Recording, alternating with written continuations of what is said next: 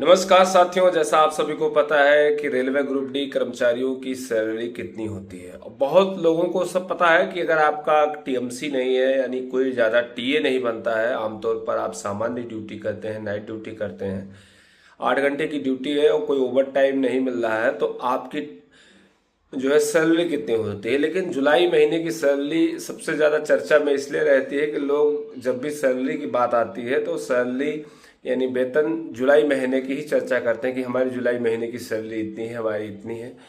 तो उसका मैं यहाँ कारण आपको बकायदा स्क्रीन पर दिखाने वाला हूँ कि ये जुलाई महीने की सैलरी आम महीनों की सैलरी से अधिक क्यों है, इतना क्यों आती है।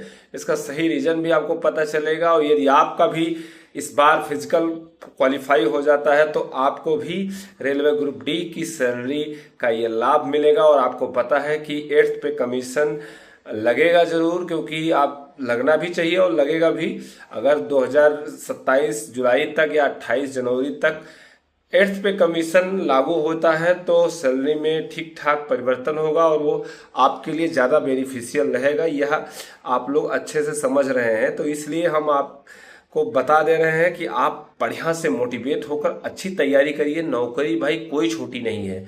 अगर आप बेरोजगार हैं तो आपके लिए 18,000 की नौकरी भी अच्छी है, हम तो ये बताएंगे। फिलहाल एक औसत बात मैं बता रहा हूँ, ये मत सोचिए रेलवे ग्रुप डी में बहुत मेहनत है, समय आप बहुत टेक्निकल है, बहुत टेक्नोलॉजी का प्रयोग है। कहीं भी कोई टेंशन नहीं है, किसी भी डिपार्टमेंट में नहीं है। थोड़ी बहुत किसी डिपार्टमेंट में काम ज़्यादा है तो कहीं डिपार्टमेंट में कम भी है, तो ऐसी कोई दिक्कत वाली बात नहीं है। इसलिए आप लोग बिल्कुल परेशान ना होइए, अच्छी से तैयारी करिए और यह जो ग्रुप डी का सपना है इस बार साकार कर लीजिए। चलिए स्क्रीन पर आपको हम दिखाते हैं जुलाई महीने की सैलरी की बात। और अगर आप चैनल पर नए हैं तो चैनल को सब्सक्राइब कर वीडियो को लाइक जरूर किया करिएगा, जिससे वीडियो आपको लगातार मिलती रहे। चैनल को सब्सक्राइब कर अपने मित्रों के साथ शेयर करो, जिनको उनको भी पता हो कि रेलवे ग्रुप डी की सैलरी कितनी आती है। साथियों नमस्कार। जैसा मैंने अभी बताया कि स्क्रीन पर आपको लेकर चलते हैं और दिखाते हैं कि हमारी जो जुलाई महीने की सैलरी है वो कितना है और इतना क्यों आती है। ये सब कारण सहित मैं आपको बताने वाला हूँ। देखिए मित्रों, सैलरी जो है जुलाई महीने की अधिक आने का सबसे बड़ा रीज़न है कि कम से कम हर साल जुलाई महीने में ही ड्रेस अलाउंस आता है। ये बहुत लोगों को पता है, जो भाई ड्यूटी में हो तो सब जानते हैं, लेकिन जो ड्यूटी नहीं करते हैं उनको अगर हम वेतन भेजते हैं तो उनको लगता है कि इनकी हर महीने की सैलरी इतनी ही आती होगी, क्योंकि जुलाई महीने में ड्रेस अलाउंस ही आता है और हर महीने अलाउंस नहीं आता, साल में एक ही बार मिलता है। तो ये 6250 रुपये सभी रेलवे कर्मचारी को मिलता है, वो कोई सी लेवल का हो या डी लेवल का हो, इससे नहीं मतलब, सी डी दोनों लेवल के लिए कर्मचारी का ये सेम रहता है। अब उसके बाद में बाकी तो मूल वेतन आपको बेसिक पे मेरा उस समय 19,700 है, और मेरा जो डीए है यानी महंगाई भत्ता वो 11,820 है।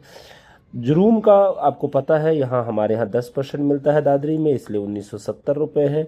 आने जाने का जो मेरा है वो 1440 रुपये है। इस बार हम कुछ काम से बाहर यानी काम मटेरियल लेने गए थे तो हमें टीए भी बना था, और कुल मिलाकर जो मेरा ग्रॉस बना था वो 44,239 रुपये बना था, जिसमें से 31,182 रुपये मेरा कटौती हो गया था। यानी आपको पता है ये आपका एनपीएस कटता है, और एनपीएस कटने के बाद जो शुद्ध वेतन मुझे मिला था वो 41,57 रुपये मिला था।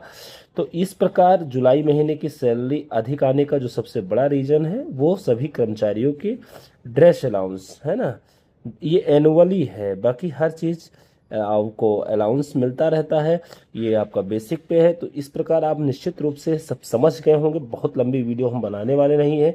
तो इस प्रकार अब आप किस वेतन देखने के बाद यह जान लेना है कि किसमें अगर आप नहीं समझ पाते हैं, अगर आपको कोई कंफ्यूज करता है या दिखावा करता है तो उसको आप सीधे जवाब दे सकते हैं इस वीडियो को देखने के बाद। Thank you.